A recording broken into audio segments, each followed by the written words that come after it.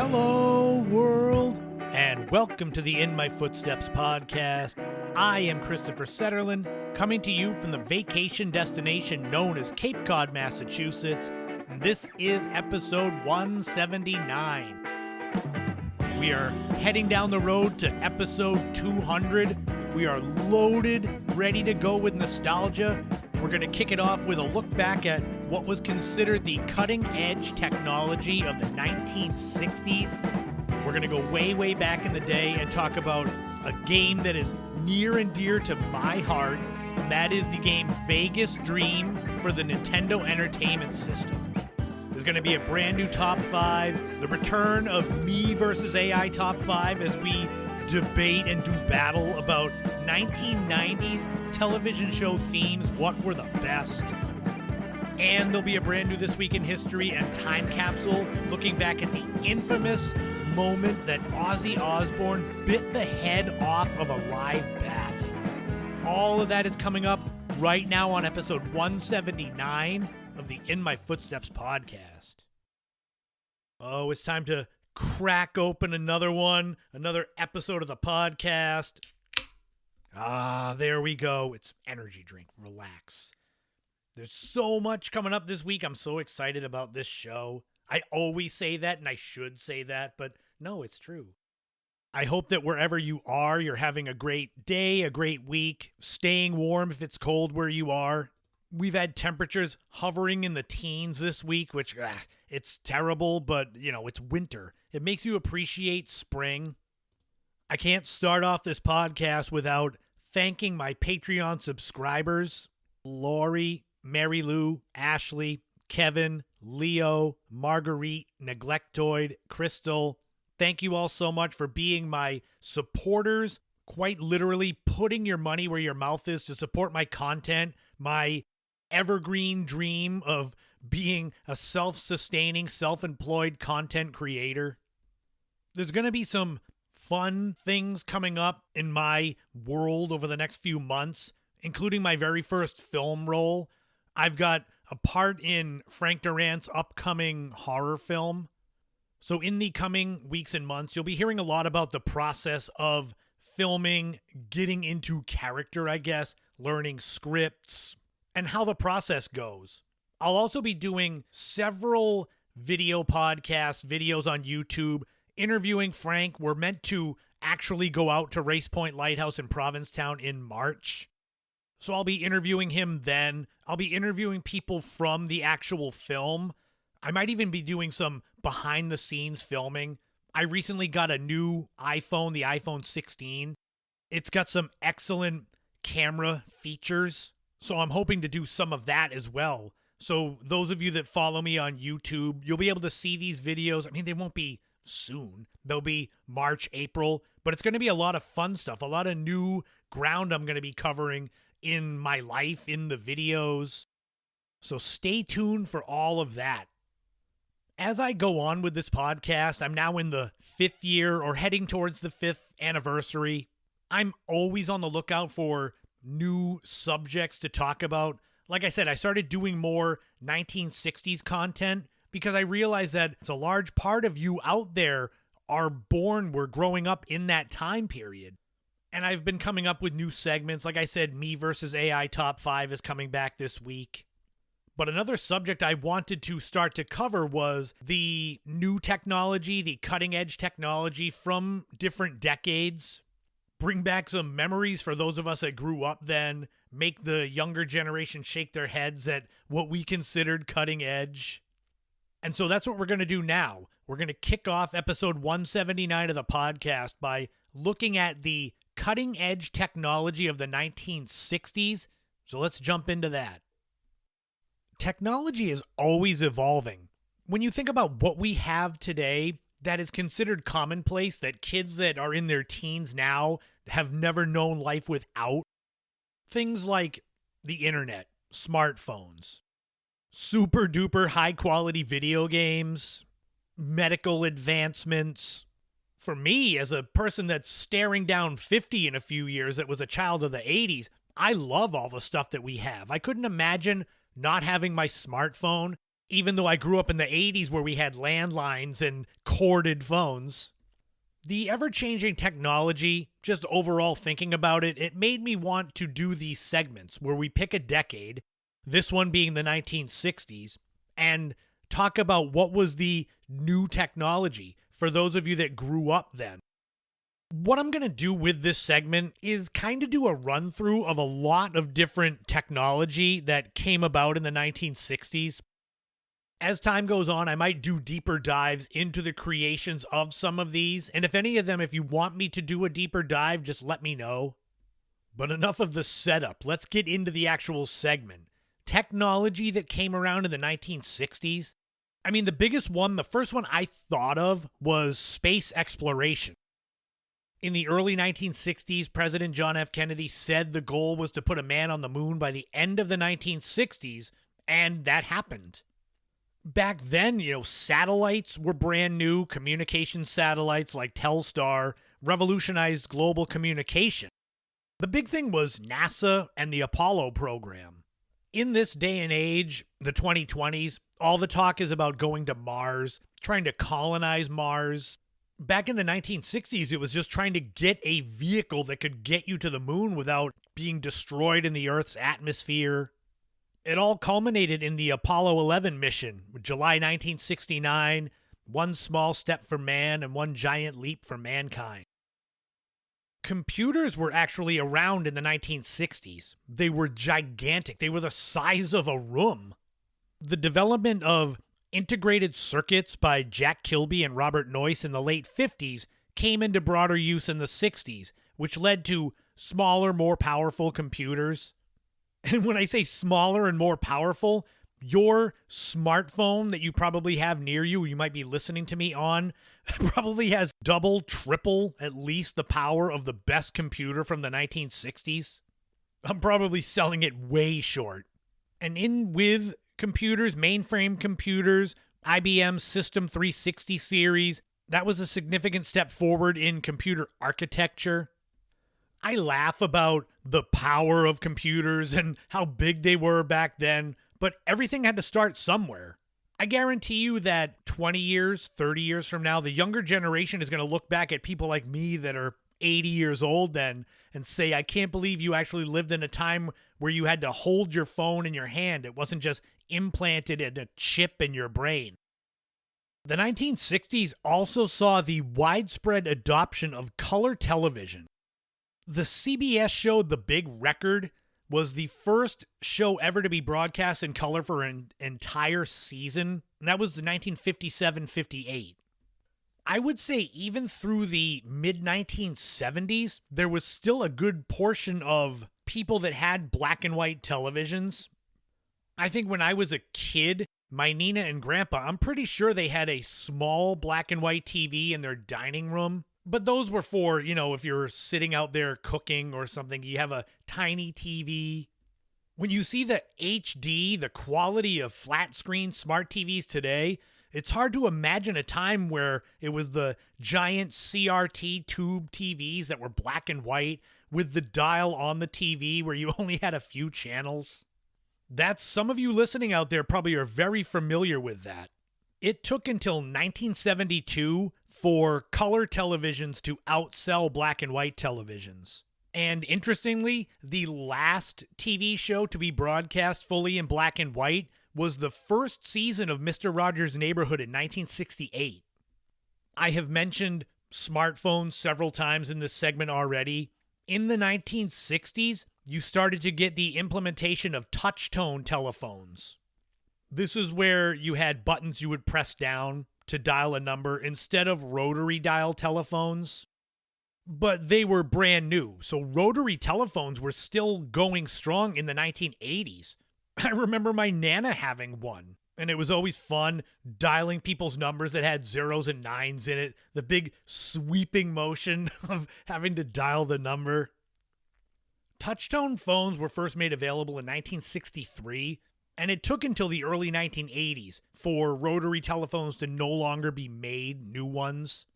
But boy, I can even remember when I was a kid, a teenager, touchtone phones that still had the cord. So if you wanted to talk to someone, you had to try to go around the corner and hide from your siblings. Another major innovation in the 1960s in technology was the ARPANET, and this was the precursor to the modern internet. So any of you that are on your phone, on Wi-Fi, listening to this podcast now, that technology dates back to 1969.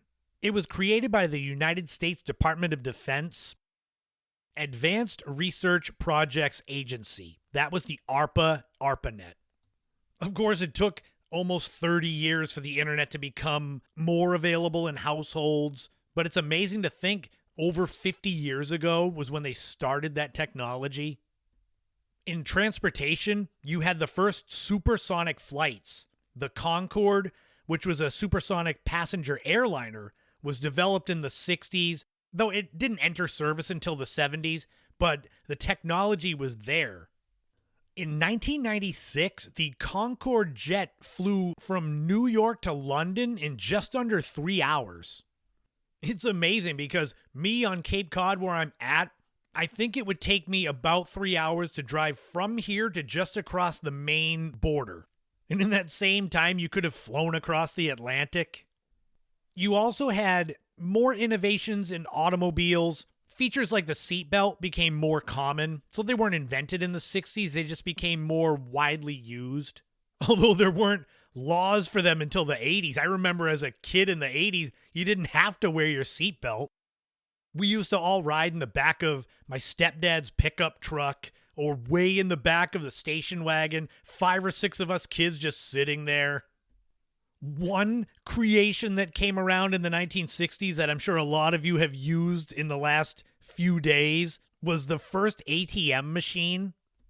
ATM, automated teller machine. The first one was installed by Barclays Bank in London in 1967. Ah, yes, an invention for introverts that don't want to go into the bank and ask the teller for $5. Do those of you out there remember that when you could get $5 out of the ATM? I think you can still get tens, but $5, it's like not even worth going into the bank.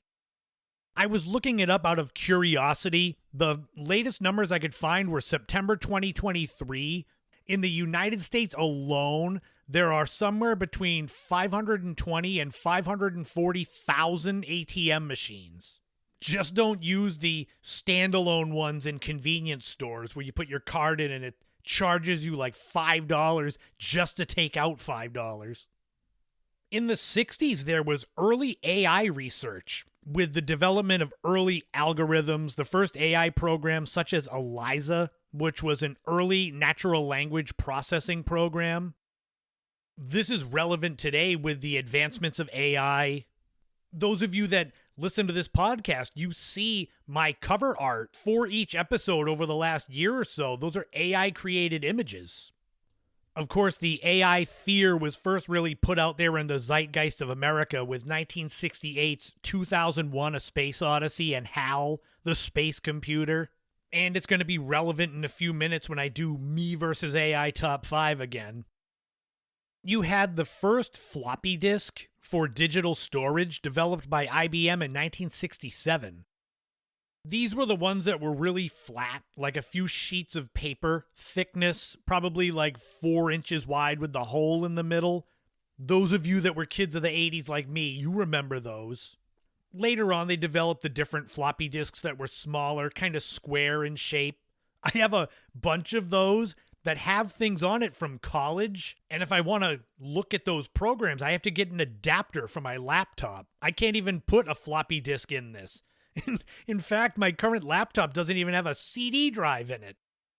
I would have to buy a CD drive. Speaking of that, I also have old audio cassettes from 30 plus years ago. I'd have to buy an audio cassette adapter as well. In the mid-60s was when the 8-track tape technology came about. This was the first really portable way to listen to music. You couldn't really take vinyl albums out. I mean, you could take them to someone's house that had a record player, but you couldn't really have a record player in your car. I mean, you thought the old CD Discman skipped a lot. You imagine trying to play records in your car in the 60s? Did any of you out there have 8-track tapes? If you look on eBay, some of them are kind of valuable. Not really, but I can remember cars I was in the early 80s still having 8-track decks in there. There's a whole bunch more technology that came about in the 60s. Some of it's not as interesting, though, at least to me. Military technology, chemical engineering, microelectronics, superconductivity. These things that I wasn't figuring they wouldn't translate well to a podcast because it's meant to be fun nostalgia. There you have it, though. A lot of the technology that came around in the 60s. Those of you that grew up back then, do you remember first seeing some of these things? 8-tracks, floppy disks, the first ATMs, or getting your first color TV? In the future, I'll be definitely doing segments on 70s, 80s, 90s tech. So don't worry, you younger Gen Xers and millennials. I'll be feeding your childhood nostalgia in a little while as well.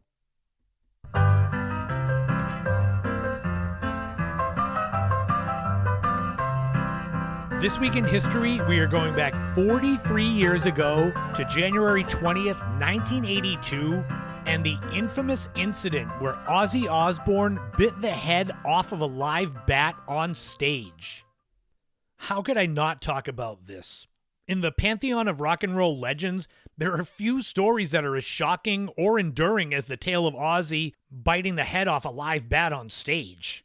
This happened during a concert at the Veterans Memorial Auditorium in Des Moines, Iowa, and it's become a defining moment in Ozzy's career. I think even younger people that don't know much about Ozzy know this story. So according to Ozzy himself and multiple accounts, the concert was a part of his Diary of a Madman tour, and during the performance, a fan threw a live bat on stage. Ozzy thought it was a rubber toy, or at least that's what he says, and he picked it up and bit its head off. Ozzy said that the reality of the situation hit him when he felt the bat's warm blood in his mouth. In a state of shock and horror, Osbourne was immediately rushed to the hospital because he had to get rabies shots. Back in episode 165, I told a story about the brief time that my family had a pet bat, and once it was found out that we had it, they had to come and test it for rabies, which basically meant killing it. Ozzy ended up being fine, but the incident sparked outrage among animal rights activists and the general public, with many condemning him for what they saw as a cruel and senseless act. Ozzy himself, ever since then, has repeatedly stated that he didn't realize the bat was real and alive. That didn't stop the controversy from adding fuel to his already controversial image, enhanced his reputation as a rock star who pushed the boundaries of acceptable behavior. Of course, with this story, there are myths versus reality. Some people claim the bat was already dead when thrown on stage, while others insist it was alive. But regardless of the specifics, the incident has been immortalized in pop culture. I mean, that's why I'm talking about it now. Even though Ozzy says that he thought it was a fake bat, he often references the story in interviews and even uses a bat logo on some of his merchandise. More than 40 years later, the bat incident has had a lasting impact on Ozzy's career, cementing his status as a legendary and controversial figure in rock music. It's also contributed to the broader narrative of the excesses and extremes of the rock and roll lifestyle. Ozzy is hardly the only rock star to have crazy stories in their histories. I mean, just look up Motley Crue. And despite the initial backlash, Ozzy's embraced the incident as part of his persona. It's more than just a bizarre footnote in rock history. For Ozzy Osbourne, it represents a moment of shocking spontaneity that's become an integral part of his legacy. And that infamous incident of Ozzy Osbourne biting the head off of a live bat on stage occurred 43 years ago this week in history.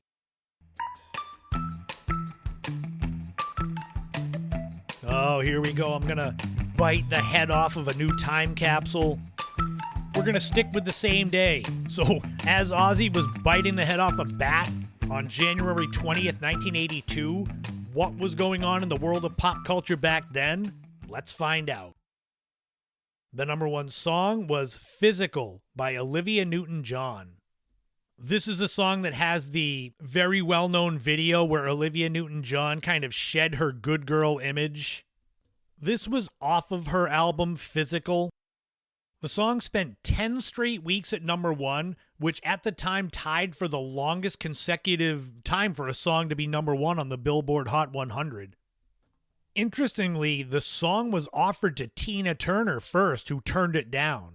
And Olivia Newton-John's album Physical has sold more than 10 million copies worldwide since its release. The number 1 TV show was Super Bowl 16.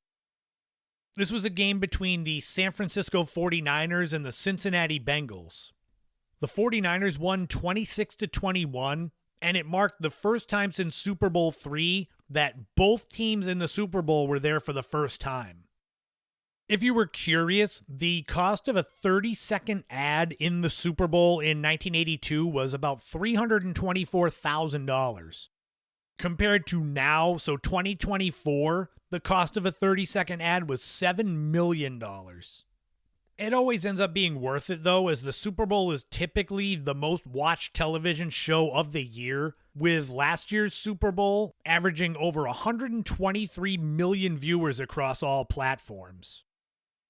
The number 1 movie was On Golden Pond, and you could get into the theater with a ticket costing $2.94. This is a drama starring Henry Fonda and Katharine Hepburn about an old married couple that spend their summers on Golden Pond, and this time they are visited by their daughter, played by Jane Fonda, her new fiancé, and his teenage son. The movie was nominated for 10 Academy Awards. It's 91% fresh on Rotten Tomatoes and is widely considered today to be at least one of the greatest films of the 1980s, if not of all time. And if you were around back then, January 20th, 1982, maybe you were looking to get some portraits of your kids done at a local retail store, department store. Oh, you're in luck. I found something great for you. There's a portrait package at Bradley's. If you put a 95-cent deposit down on your portrait package, you get to take home a little stuffed animal for your child. Hopefully you don't have more than one child, because there's a fight waiting to happen. There are 24 portraits in this portrait package, 2 8x10s, 3 5x7s, etc., and probably some kind of fun background to make your kid look like they're either at a ski lodge or something like that. I know I have ones of me like that. The whole portrait package costs $12.95, and it's available at all Bradleys except for the ones on Cape Cod. I'm looking at the ad. I don't see any from down here, so thanks a lot, Bradleys. That'll wrap up another time capsule, a brand new This Week in History.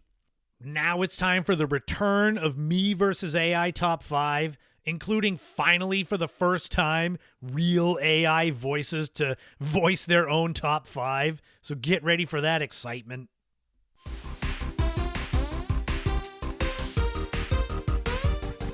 Oh boy, can you feel the excitement in the air? Me vs. AI Top 5 returns. This time I'm going to actually have AI to give its own top 5 to you, not me reading their words. I think about this every time I do this segment, that I should have actual AI voice. And then when it comes to edit the podcast, I get lazy and I'm like, I'll just leave in my voice reading it. That's fine. But it defeats the purpose of having AI's results. For this top 5, we're going to be looking at 1990s TV show themes. Our picks for our favorites for the best. Mine will be obvious, they're my picks. What I did was I went to ChatGPT and I typed in, what are the 5 best television show themes of the 1990s, and explain why you choose them, in case you're wondering where I got the AI information from. I was a bit surprised because asking for the best TV show themes, it's kind of subjective. So I thought that ChatGPT would be like, well, I can't give you those because it's subjective. But no, they gave me their 5. With these, with the Me vs. AI, there will be no honorable mentions because there's 2 different top 5 lists. But they will be in no particular order, at least mine. I don't know if AI went in order. I didn't ask them. So let's dive right into the top 5. We're going to do mine first, and I will give you my 5 and why I chose them. So I'll kick off my top 5 1990s TV show themes with number 1, Beverly Hills 90210. The original version of this was on for 10 seasons, 1990 to 2000, so it's literally on for the entire 90s. Those of you that watched, you can hear the theme song in your head with all the different pictures of the people that were the stars: Shannon Doherty, Jason Priestley, Jenny Garth. For me, this is one of the defining shows and songs of the 90s. No words to it, but they didn't need words. It got you right into the vibe. And it was actually the first one I thought of when it came to 90s TV show themes. Number 2 is Friends. I'll Be There For You by the Rembrandts.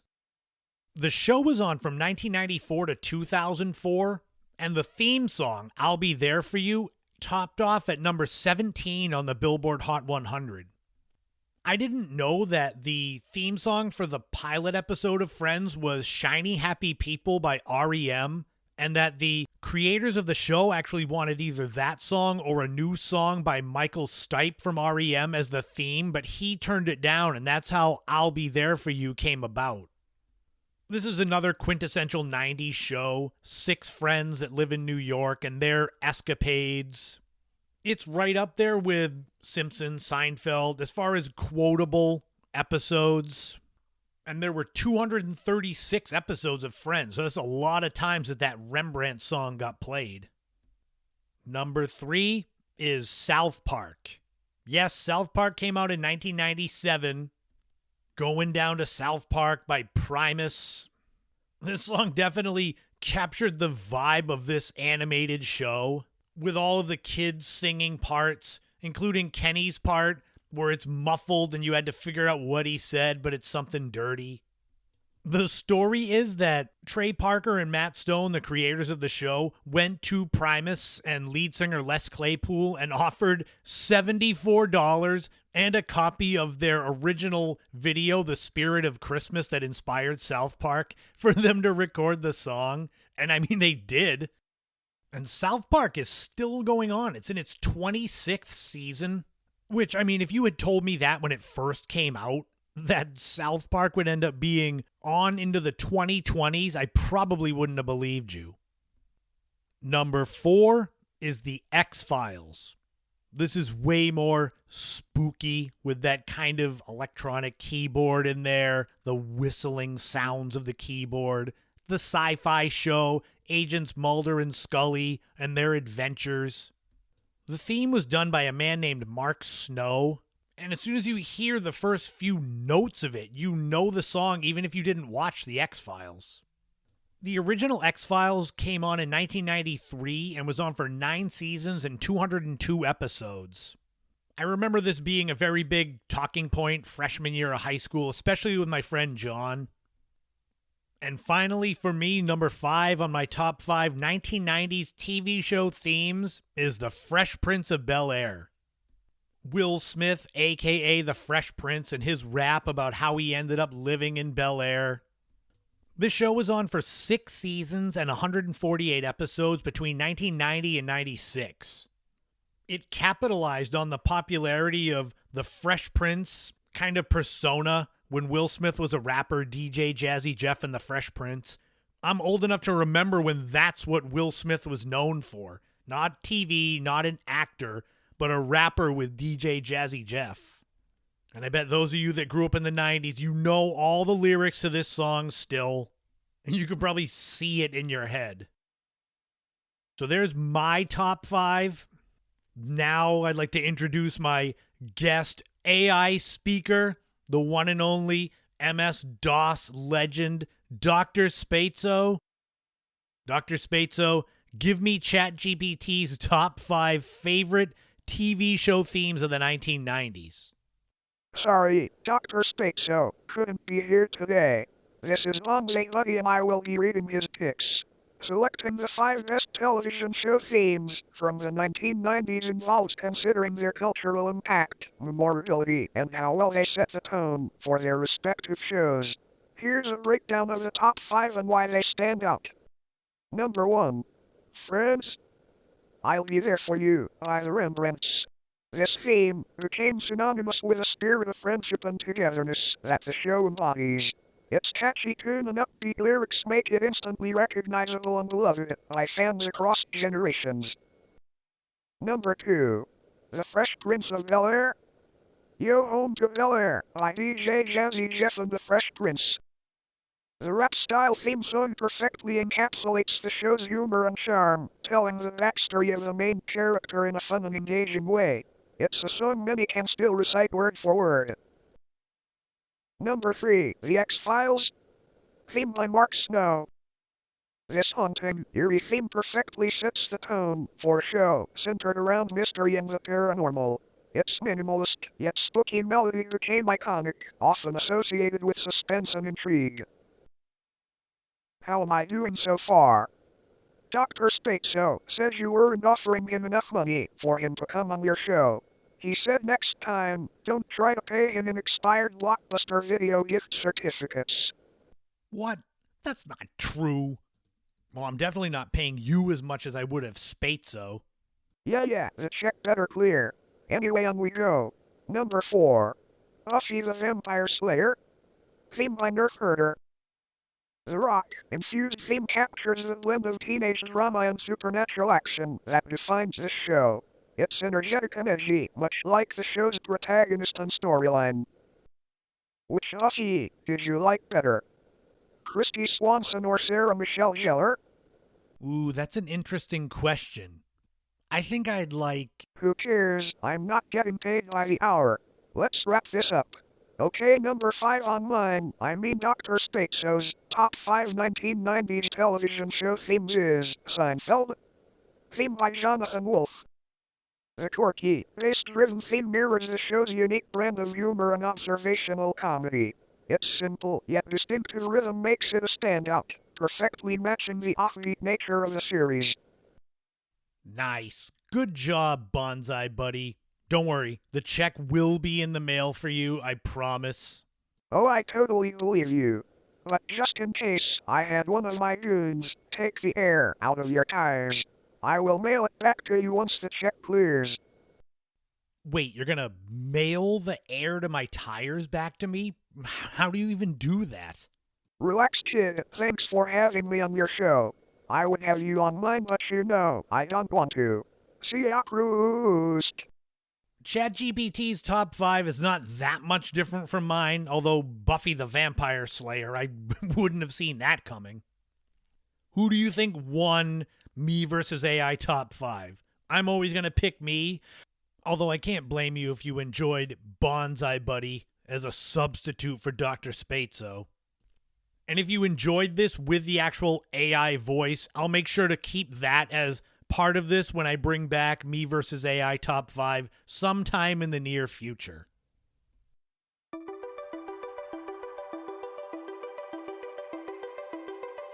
I think there are some bits of nostalgia that are more meaningful to people because of the impact it had on their childhood or positive memories from it.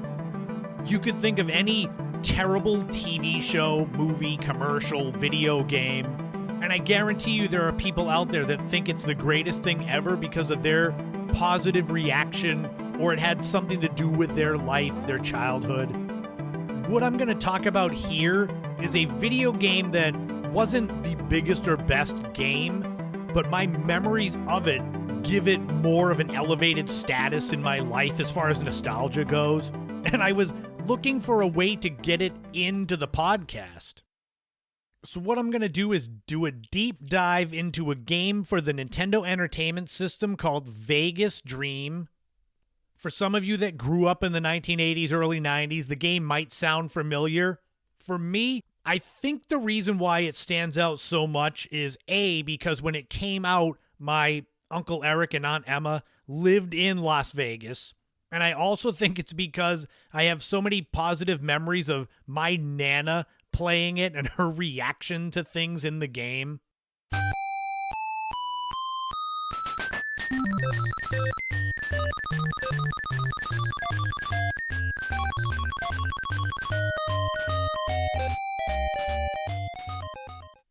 Vegas Dream was released in 1988. It's a gambling simulation, obviously, mixed with storytelling. It's part of a surge in the popularity of simulation and strategy games in the late 1980s. And Vegas was the capital of gambling in the country and still is. So why not make a game based around it? As far as I could see, this was the first gambling video game based in Las Vegas. This game came out in 1988. The next year, there was already another game for Nintendo called Casino Kid, also based in Vegas. This game, Vegas Dream, was developed by HAL Laboratory and published by HAL America, and it carved a niche for itself, providing a blend of traditional casino games with unexpected narrative events. That's where my Nana's reaction would come in. HAL Laboratory was a Japanese video game developer known for innovative approaches to gaming. They would later gain fame for creating the Kirby series and collaborating on Super Smash Bros. The idea of Vegas Dream was to create a game that captured the allure of Las Vegas while also making it accessible and engaging for a home console audience. In the late 80s, you would think of gamers as kids that were my age, early teens, late teens. So I believe Nintendo, they were trying to create games that would bring in the older audience. Why not? They were the ones that had the actual money. Also keep in mind that if you go and look this game up, naturally it's not going to look as good as games that are out now. There were challenges in creating a visually appealing and interactive gambling environment with technological limitations of the Nintendo. I am sure there are average teenagers, early 20s, people out there now that could create their own version of this game that would be better than the one that was made. But, you deal with what you've got for technology. It's better than the 60s tech that I talked about earlier.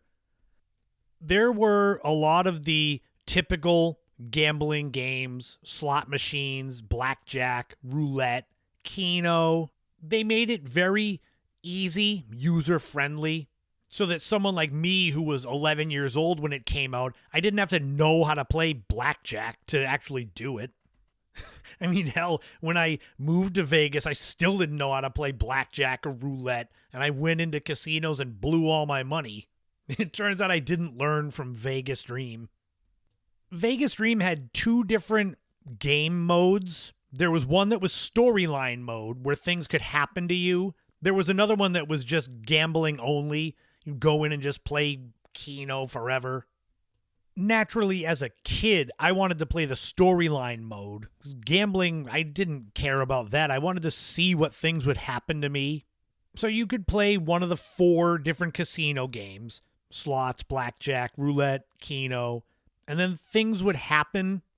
The game starts with you flying into Vegas. You've got $700 to spend on gambling with the hopes of making it big. You are warned right away to watch out for con men and con women. There's one scenario where you're gambling and a woman comes up to you, wants to join you, and if you say yes, you talk at the bar. And what ends up happening is either she's really in love with you and the casino donates $5,000 to your bankroll, or if it's not real, she swindles you and robs you of some of your money. You get a woman that claims to be a waitress that spills a drink on you and offers to clean your jacket. And she's either a thief that steals half your money, or she's a real waitress and you get your coat back and extra money. There are other ones where people at the casino will tell you someone's waiting for you downstairs, or you get an old man that wants to buy you a drink. You can get married on it too. If you play as a woman, you can marry Mr. James. If you play as a man, it's Miss Sophie. Those were always funny. That's where my Nana would come in. We'd be playing, either I'd play or she'd play or someone in the family, and we'd be watching, and you'd have people showing up, buy you a drink or want to sit with you, and it's like a choose your own adventure. And if you got robbed, I could hear my Nana laughing. Some of my favorites weren't stuff with people. It was accidents that would happen to you. You'd have it where you'd drink and fall down the stairs, or my favorite thing was a chandelier would fall on your head. It's like, the hell kind of casino is this? I still remember that. The first time that I was playing or watching someone play and they had a chandelier fall on their head and my Nana was in tears laughing. I think eventually you would run through all the storylines. Most games have a shelf life where then you need something different. What was neat about Vegas Dream was they actually had a password system. So you could save your progress, return to the game, and naturally, those of us that grew up on Nintendo, there were cheat codes you could put in for passwords to give yourself more money. Like you'd get $700. There were passwords to give you $1,000, $2,000. The end goal of Vegas Dream was to get to $10 million. And then if you get there, it cuts to an end scene of you in your pool with servants around you.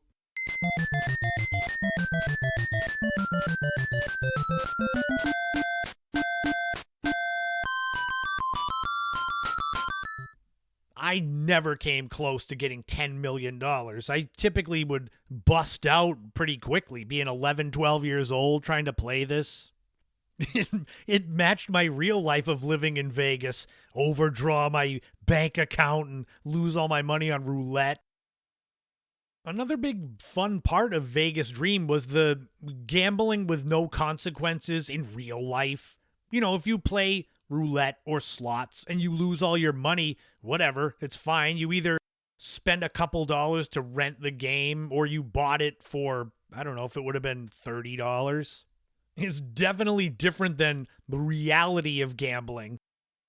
Vegas Dream wasn't a massive hit. It didn't change the world as far as video games went, but it was successful enough that they created a sequel called Vegas Stakes that came out for the Super Nintendo in 1993. This game is very similar. You start off with $1,000 with a goal of winning $10 million.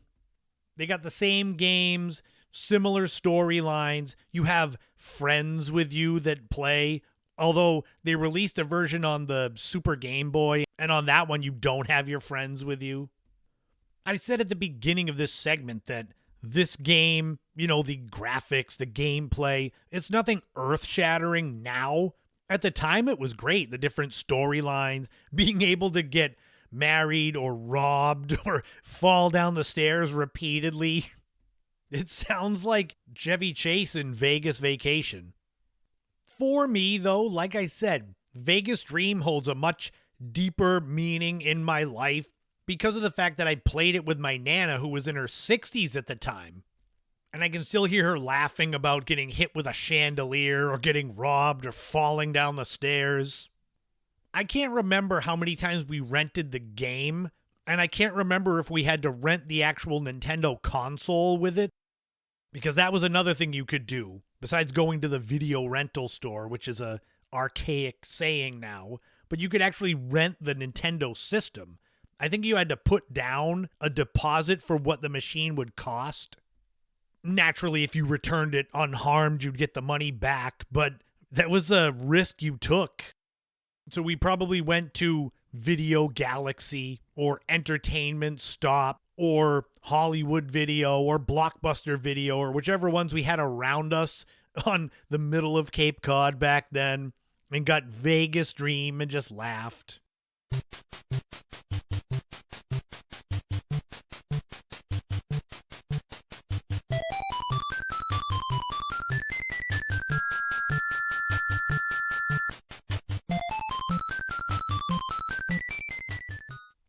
You out there must have video games like that or movies or TV shows that aren't that popular, but they hold a special place in your heart for the meaning outside of it, the people that watched it with you or played it with you.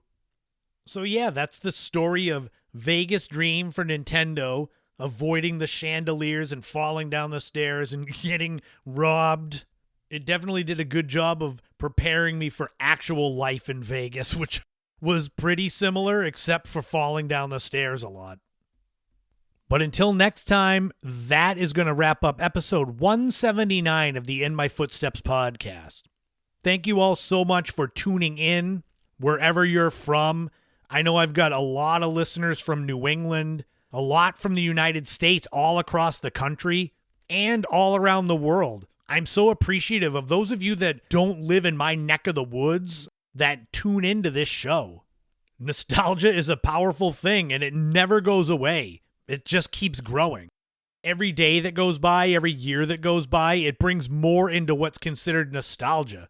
20 years ago, I consider that nostalgia, and that's 2005. And I'll keep the buffet open as far as nostalgia goes. Next week will be episode 180. We are quickly rocketing towards 200, which I think will hit sometime in the late spring. I'll have to think of something special for that episode. It can't be just another one. It's not every day that you hit a round number like that. I figured I would get to 100 episodes of the podcast, no problem. 200 was a bit of a stretch, but I always have new things I'm finding out to put on the show. The cutting edge technology segment earlier, I just thought of that a few weeks ago. I said, hey, why don't I do that? When I say it's like a buffet, I'm continually looking through the catalog to find more items to put in my Steam tables. If you enjoy my content, if you want to support my journey of trying to be a self-employed content creator, you can support me on Patreon. $5 a month gets you access to bonus podcast episodes. I'm making more in the way of subscriber-specific content, but I'm also doing a lot more on the free tier. Things that will get people to just go over and see what my work's all about. Because I understand that most people don't know who I am. So if you hear me saying, support me on Patreon, part with your hard-earned money, you might want to see a little sample of what I'm doing. You can also buy me a coffee. I think those you can do as little as $1. So I can use that to go buy a couple of sticks of gum. It doesn't cost anything to share my content, though. I appreciate that as much as anything. Those of you that see my work on social media, whether it's Instagram and my Instagram stories, or Threads, or Blue Sky, or TikTok, or my Facebook fan page, and share it with others and get others to come into the fold. I've always got new things I'm working on or trying to get put up either on YouTube or blogs. Speaking of a combination of both, check out the Webcam Weekly Wrap-Up podcast. That's a video version of the Initial Impressions 2.0 blog. I speak about my week that was, which is usually filled with random foolishness. I'm sure everyone's life has it, but I'm the only one that seems to chronicle it and share it so you all can laugh. If you're interested in any of my 9 books, visit my website, ChristopherSutherland.com. Created, updated by my oldest friend, Barry. Be on the lookout probably early in the spring when I launch the InMyFootstepsPodcast.com. I bought the domain name probably the beginning of last year with the idea of creating a catch-all homepage with all the archives of the episodes, all the links to everything I've ever shared on any episode, probably some type of merch, because my newer logo is very retro 80s look. It looks better on a t-shirt or a bumper sticker, but I am not a web designer, so that's why it's taking me a lot longer to create it, because I want it to be launched and be good instead of half-launched, like going into a mall where only 5 of the stores are open and all the rest of those cages over empty storefronts. But you won't have to wait until spring for the next episode of the podcast. It's 1 week away, and it's the perfect length for you to put on headphones and go for a walk outside, bundle up if it's cold, but get that vitamin D. We're all getting deficient in it as it's in the teens and 20s here on Cape Cod. I don't want to be outside much, but I try to force myself, at least to shoot the sunset or something. So until next time, folks, remember, in this life, don't walk in anyone else's footsteps. Create your own path and enjoy every moment you can on this journey we call life, because you never know what tomorrow brings. This has been the In My Footsteps podcast. I am Christopher Sutherland, but you already knew that. And I'll talk to you all again soon.